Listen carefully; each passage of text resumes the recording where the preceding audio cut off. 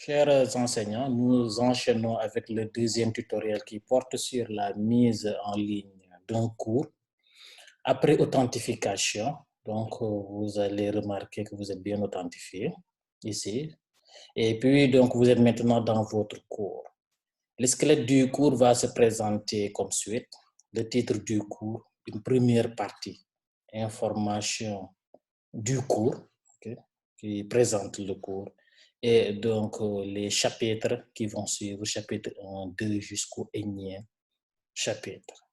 La première chose à faire, c'est d'activer le mode édition pour pouvoir modifier le squelette du cours parce que l'IFOA donc a déposé ce squelette par défaut, quoi. Donc maintenant, il appartient à chaque enseignant de l'adapter par rapport à son cours. Et pour cela, il faut d'abord qu'il active le mode édition, comme ça.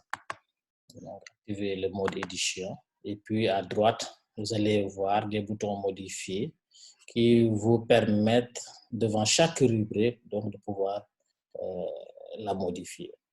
Ici, d'abord, si vous devez changer le titre de votre cours, vous pouvez venir en haut à gauche ici, au niveau du bouton paramètres, vous cliquez là-dessus. Et puis, donc, vous changez le titre du cours. Vous mettez le titre que vous voulez et vous enregistrez. Après cela, donc, information générale du cours, ça c'est une page, c'est une ressource. Pour l'avoir, il faut venir ici, ajouter une activité ou une ressource et sélectionner donc une page. Okay? Donc, si vous sélectionnez la page, vous allez donner le nom de la page, la description et puis donc le contenu de la page. Okay? Maintenant, nous, pour voir ce qu'on a entré, il faut venir ici, modifier, paramètres. Vous remarquez comme nom, on a donné information générale des cours, description, on a mis information générale sur le module. Et comme contenu de la page, c'est pour faire quand même une présentation du cours. Donc là, on donne la formation, domaine, mention, spécialité, niveau d'études. On a cycle, niveau, organisation, l'organisation du cours. Okay? Donc l'UE, nombre de crédits, l'EC, donc le titre du cours, la durée, la date de création du cours, l'auteur ou bien les auteurs. Okay? Donc, et puis, on enregistre et on revient au cours. Donc, ça, c'est les informations générales du cours qu'on a créé sous forme de page. Maintenant, ce qui suit, c'est quoi? Donc, la ressource, c'est une étiquette. Okay? Donc, on a créé une étiquette, comme ça, ajoute une activité ou une ressource, et puis on est venu sélectionner étiquette. Okay? Maintenant, nous, pour voir ce qu'on a mis dans l'étiquette, on va venir ici, modifier. Modifier. Okay. Donc, ici, contenu de l'étiquette, on a donné les objectifs généraux, les objectifs spécifiques, donc les prérequis, ce qu'il faut avoir avant d'entamer le cours, les mots-clés. Okay. Donc, ça, il faut renseigner et puis enregistrer et revenir au cours. L'avantage donc de les créer sous forme d'étiquette, c'est qu'ils sont visibles là. Donc, dès la connexion du cours là, si l'étudiant se connecte au cours, il va avoir des objectifs généraux spécifiques qui sont quand même très importants, okay, comme information du cours. C'est pourquoi on l'a mis sous forme d'étiquette. Si on l'avait mis sous forme de page, il faut entrer dans la page pour pouvoir donc les voir. C'est ça. Consigne à l'apprenant aussi, on l'a créé sous forme donc d'étiquette. Et puis, donc, bibliographie, on l'a créé sous forme de page. Pour modifier, vous venez ici. Okay. Donc, on donne le nom de la bibliographie, la description. Donc, vous pouvez mettre ce que vous voulez. Ici, vous pouvez mettre donc toutes les références. C'est quoi? Donc, vous donnez les auteurs. OK. Donc, titre, et puis les éléments de l'ouvrage, éléments de preuve d'indexation. Donc, vous savez comment on référence un ouvrage. Donc, vous mettez tout ce que vous voulez. Okay. Donc, il y a aussi possibilité donc, de créer un lien. Si je veux rediriger les étudiants vers le site Open Classroom, okay, où il y a plein de cours très intéressants en informatique. Donc là, je peux créer un lien comme suit. Je sélectionne Open Classroom. Et là, c'est une chaîne qui est à côté des fiches numérotées qui nous permet de créer un lien. Je clique là-dessus. Et donc, j'ouvre un navigateur pour aller chercher Open Classroom sur le net. OK. Prendre donc le site de référence de Open Classroom. Je prends le lien. Et donc, je l'ajoute ici, dans l'URL. Et puis, je crée le lien. Okay. C'est comme ça qu'on crée un lien.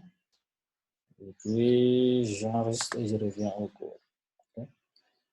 Et si je viens pour sélectionner bibliographie, okay. Si je dépose la souris sur Open Classroom, vous voyez la main, donc j'en ai fait un lien. Je clique là-dessus, donc il m'amène dans le site de Open Classroom. Okay. Donc, là, comme ça, vous mettez en place votre bibliographie avec des liens. Okay. Ce qui suit, c'est la description du cours. C'est sous forme de page. Okay. Donc, vous pouvez faire la description du cours. Donc, ce cours permet de donc ce qui est attendu, les résultats finaux. Donc, tout ça, vous le mettez dans cette description du cours. Donc, ça, c'est sous forme de page. Maintenant, ce que vous voyez là, ce sont des outils de collaboration. Ça, c'est un chat, ça, c'est un forum. Okay? Donc, pour les créer, il faut venir ajouter une activité ou une ressource. C'est un chat, je sélectionne chat. C'est un forum, je sélectionne forum. Mais pour le moment, donc, ce n'est pas l'objectif de ce tutoriel. Parce qu'on va les aborder dans le 3e tutoriel qui est le suivi des apprenants. Donc, on vient maintenant au chapitre. Le chapitre par défaut est caché. Okay. Donc, pour le rendre visible, il suffit de cliquer ici sur les afficher. Donc, il m'affiche le chapitre. Okay.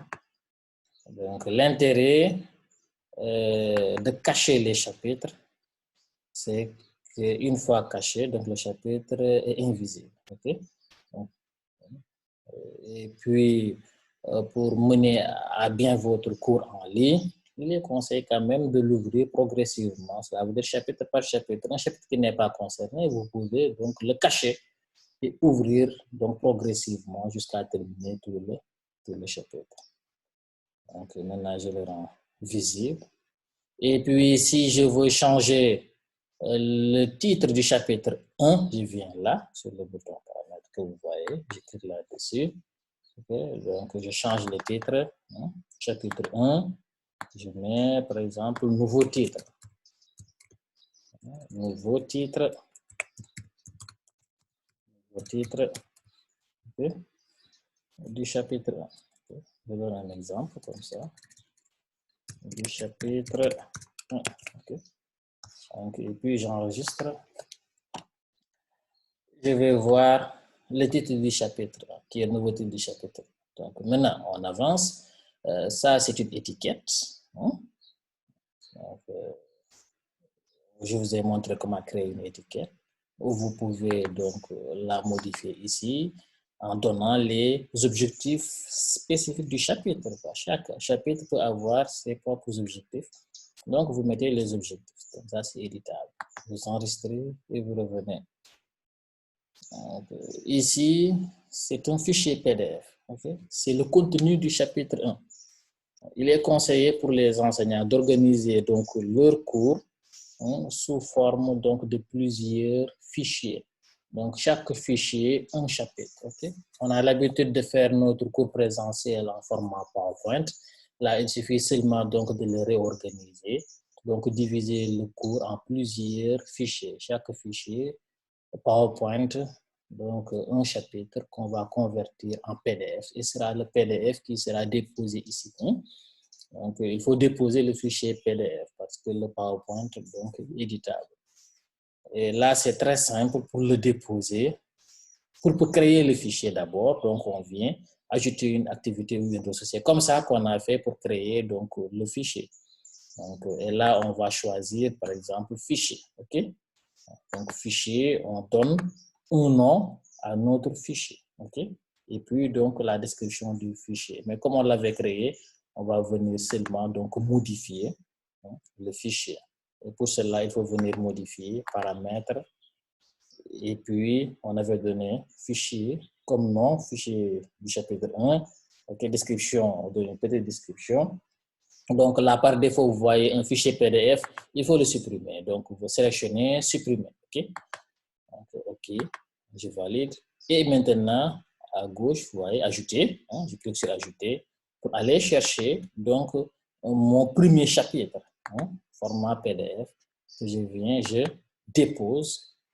Et puis, donc, j'enregistre et je reviens au cours. OK? Donc, ça, c'est le contenu du chapitre 1 qui est déposé sous forme de fichier PDF. Très simple. On n'a pas besoin donc de créer le chapitre 1 sous forme de livre. Donc là, il faut scénariser, ça prend donc du temps. Et là, le fichier PDF. Donc, c'est très simple. Maintenant, ce fichier PDF-là, ce contenu de cours peut être accompagné d'un deuxième fichier commenté. Okay? Pour cela, il faut créer donc seulement une étiquette. Okay? Comme ça, ajouter une étiquette. Je choisis étiquette. Comme ça. Okay. Donc, et puis, je donne le contenu de l'étiquette. Mais ici, il faut aller choisir, par exemple, média. Okay? À supposer que j'ai un logiciel Zoom, okay, qui me permet donc de commenter le cours. Okay? Je peux installer Zoom sur ma machine et lancer le PowerPoint et commenter donc le contenu du chapitre. Donc là, on ne va pas se limiter seulement à déposer les fichiers PowerPoint, mais l'enseignant va prendre le temps de commenter le contenu donc, du chapitre et au final, il va générer un fichier MP4, ok? Donc qu'il va charger ici. Il faut venir dans Média, ok? Donc, et puis on charge donc le fichier MP4 qui sera sous format donc audiovisuel. C'est toujours intéressant, ok? Bon de l'accompagner de ce deuxième fichier-là. Donc, on dépose le fichier PDF, mais si l'enseignant a la possibilité de commenter le contenu du cours, c'est encore mieux. Et ce qui vous permet ça, c'est d'installer un logiciel comme Zoom, ouvrir le contenu du cours, le commenter et donc sauvegarder. Maintenant, pour l'avoir ici dans la plateforme, comme je l'expliquais tout à l'heure, créer une activité, une ressource, c'est-à-dire on va créer une étiquette et puis donc charger donc le média.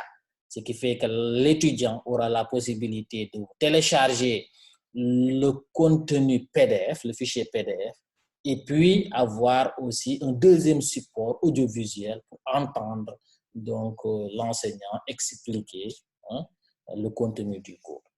Donc maintenant, on vient maintenant à cette ressource-là. C'est un dossier pour l'avoir, ajouter une activité ou une ressource. Et donc, je sélectionne dossier et puis ajouter un dossier. Donc, le dossier, on l'a donné comme nom, ressources annexes. Donc, ça, ce sont les supports de cours PDF que je peux mettre dedans ici. Je peux mettre beaucoup de fichiers PDF qui seront donc des supports de cours du chapitre. Donc, des cours faits par d'autres enseignants que je vais donner à mes étudiants donc pour mieux perfectionner, avoir donc une connaissance beaucoup plus large de ce chapitre-là. Donc, tous ces supports de cours, on les mettra dans le dossier annexe. C'est ça. OK. On revient au cours. Maintenant, Webographie, ça c'est une page. Okay. Pour la créer, on vous a montré. Pour la modifier, vous venez, vous modifiez. OK. Donc, et vous pouvez ajouter des liens comme on a fait avec la bibliographie. OK. Donc, ajouter des liens. Maintenant, les tests de connaissances sur le chapitre 1, un chapitre peut avoir des tests de connaissances, c'est-à-dire des questions de type vrai-faux, de type appareillement, choix multiples. Chaque chapitre, il est conseillé à l'enseignant de donner 10 à 15 questions-réponses pour permettre aux étudiants de jauger le niveau de compréhension donc, du cours. Et c'est très important. Okay? Donc, là, les tests de connaissances, on va les découvrir dans le dernier tutoriel sur le suivi donc, des étudiants. Okay? Donc, pour les travaux dirigés, je peux déposer un fichier PDF, hein, donc, le TD, sous format PDF. Je le dépose, comme j'ai déposé donc, le contenu du chapitre 1, et puis les étudiants vont le télécharger et puis en solo, donc faire le TD.